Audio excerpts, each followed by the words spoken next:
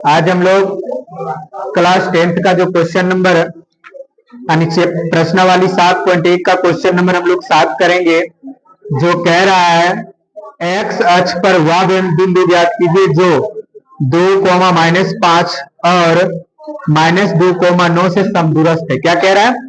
समदूरस्थ कह रहा है। क्या कह रहा है? समदूरस्थ। तो समदूरस्थ का मतलब पहले हम लोग समझेंगे कि होता क्या है।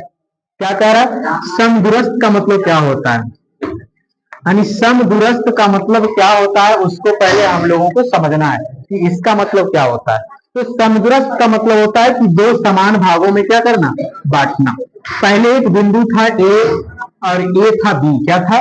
बी, जिसका निर्देशांक दे दिया है 2 और -5 है, और ई हो गया -2 और 9 हो गया। अब इसके तरह कोई बिंदु है। क्या है? कोई बिंदु है जो समदूरस्थ है। क्या है? यानी यही अक्ष पे कोई एक बिंदु है। क्या है? कोई एक बिंदु क्या है, मान लेते हैं इसको क्यू। क्या मान लेते हैं? क्यू है, जो एक्स अक्ष पर है। किस पर है? एक्स अक्ष पर। तो एक्स अक्ष पे रहेगा तो एक्स पे एक्स रहेगा, और वाई को क्या कर देना है? 0 कर देना है। क्या कर देना है?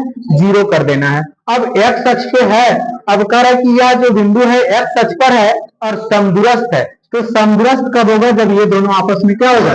बराबर होगा। क्या होगा?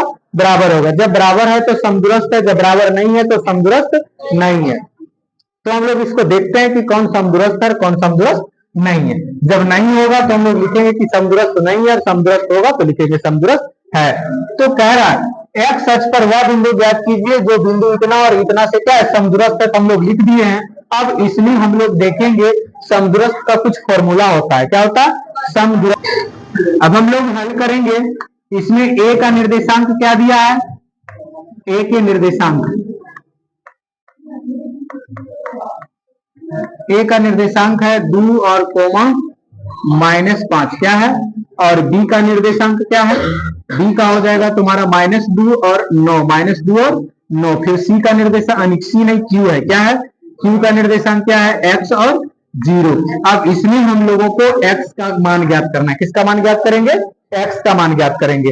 अब समदूरस्थ का फॉर्मूला, समदूरस्थ है तो क्या है? समदूरस्थ। तो प्रश्न से हम लोग चलेंगे। कार्य समदूरस्थ है। क्या है? समदूरस्थ के लिए, समदूरस्थ के लिए होगा ए क्यू का स्क्वायर। किसका स्क्वायर? और ई हो गया बी क्यू का स्क्वायर। किसका स्क्वायर हो गया? अब वही दूरी सूत्र लगा देंगे। इसका पहले दूरी निकालेंगे, फिर इसका निकालेंगे, और दोनों बराबर हो गया। अब उसमें जब दोनों बराबर, क्योंकि कार्य समदूरस्थ है तो बराबर है, और बराबर है तो एक्स का मान निकाल लेंगे इससे हम लोग। तो स्क्वायर है तो रूट नहीं देंगे। क्या होगा? ये हुआ हमारा x1, तो ये क्या हो जाएगा? x2। तब यहाँ होगा x माइनस कितना है? 2 का स्क्वायर, प्लस ये हो गया y2, तो ये क्या हो जाएगा? y1 हो गया 0 -5 का स्क्वायर। अब यहाँ बराबर है तो बराबर देंगे। अब इसके लिए ये हो गया x1, ये क्या हो जाएगा? x2 हो गया। अब हम लोग लिखेंगे -2 -x का स्क्वायर प्लस 9 -0 का होल स्क्वायर। अब देखो ये x -2 का होल स्क्वायर, तो a प्लस बी का होल स्क्वायर पे तोड़ देंगे। ए स्क्वायर प्लस क्या होगा? ए स्क्वायर प्लस हो गया बी स्क्वायर -2a और बी। अब प्लस में माइनस माइनस प्लस हो जाएगा। 5 का स्क्वायर कितना हो गया? 25। अब ई भी वही हो गया। अब इसका भी निकालेंगे, a square plus b square minus क्या होगा? 2ab। क्या होगा?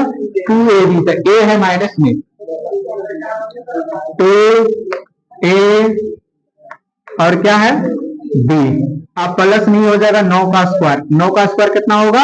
81। अब देखो एक्स स्क्वायर से एक्स स्क्वायर क्या करेंगे? काट देंगे। क्या करेंगे? काट देंगे। अब यहाँ भी देखो 2 का स्क्वायर 4 होगा, यहाँ भी 4 होगा, इसको भी हम लोग क्या कर सकते हैं? काट सकते हैं। अब यहाँ कितना हो गया? 2 दूनी 4x प्लस 25। यहाँ कितना हो जाएगा? 2 दूनी माइनस माइनस प्लस 4x, और प्लस में क्या हो गया?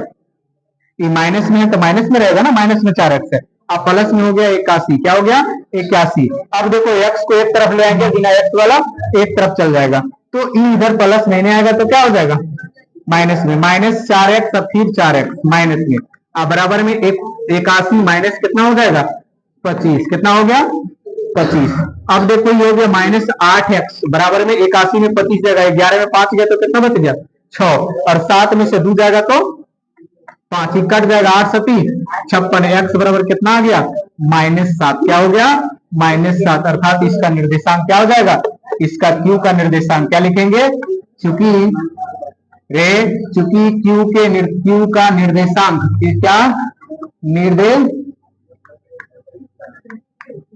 निर्देशांक बराबर क्या 7, यानी x 0 था तब ई हो गया -7 और 0, x का निर्देशांक क्या आ जाएगा, अर्थात ये समदूरस्थ था तो x का मान आ गया -7। फिर से एक समझ लेना एक बार, हम लोग हल है, यहाँ दिया है a का निर्देशांक कितना दिया था, b का निर्देशांक हो गया c, और ये क्या हो गया q का निर्देशांक।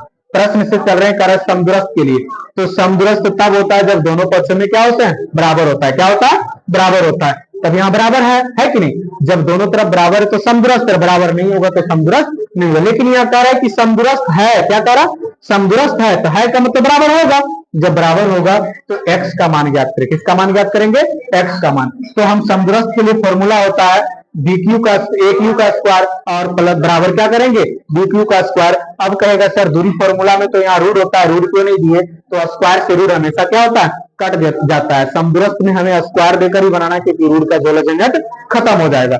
अब रूट का झोल झंझट खत्म हो गया तो डायरेक्ट हम लोग बना दिए।